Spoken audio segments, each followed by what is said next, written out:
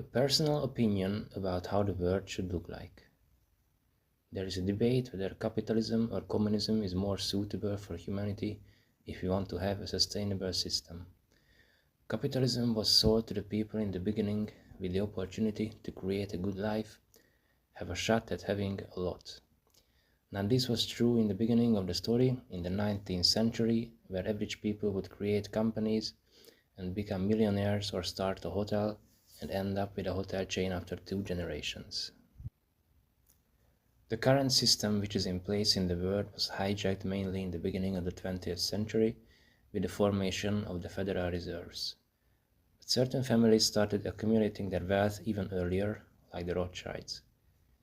The root of the problem is that the economical power became dominant over the political power. In the times of kingdoms and kings, economics was fully under control of the king, who was the top political figure. Even if the economics of the Middle Ages was simpler, if the king was virtuous and just, then the kingdom had a just system. In today's system, the politics has no power whatsoever over the economical players. Although they are not advertising this to the people, you elect someone, doesn't really matter which party, but you participate in the facade, and then things go the same way. The rich is getting richer, the middle class is disappearing, the flow of immigrants continue, and seemingly everything goes the same way. The US dollar is created by the Fed, and the US government is buying it on credit. The US government is always in debt, and the dollar is always getting inflated. Basically like all currencies, which is totally normal, according to modern economical sciences. The difference is that the Fed can create whatever amount of dollar, yet the purchasing power of the US currency doesn't weaken that much. Why is that?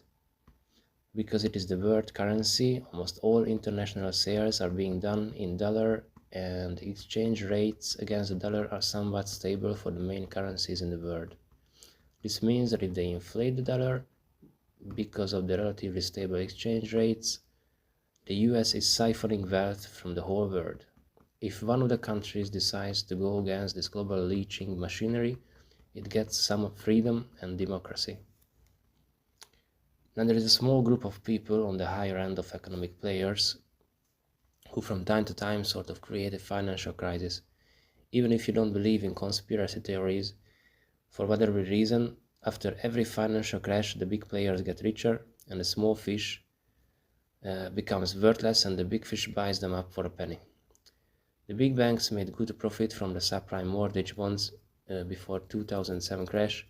They made good profit meanwhile the crash through shorting themselves, and then when it became evident that they were betting against themselves, they were helped out by taxpayer money because they were too big to fail. After the 2007 and 8 crash, the traders and bankers received historical premiums. Nobody gave a fuck about this. This phenomenon is rooted in the craving of material gain. These people don't need to meet up in the shadows and plan their evil scheme.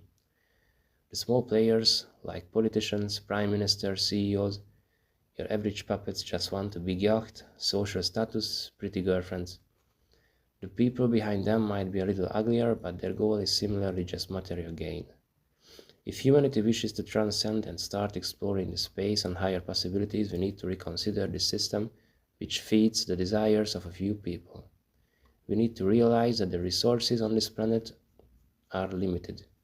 The technology for iPhone X existed when they started selling iPhone 1.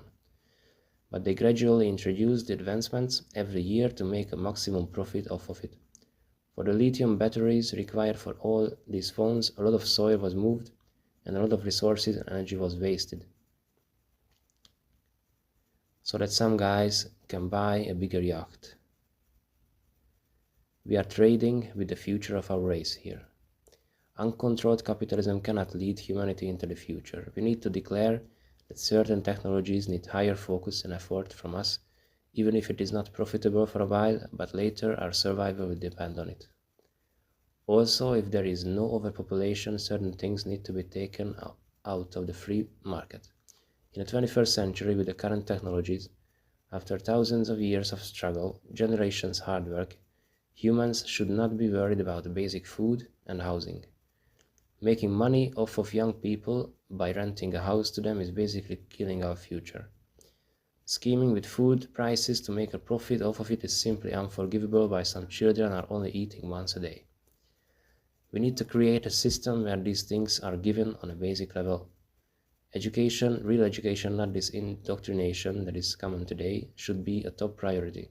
Spiritual and physical training should be in every human's life, so that decadence will not cloud people's minds. This is a fast summary of what I think would lead humanity to a better future and what are the obstacles in the way.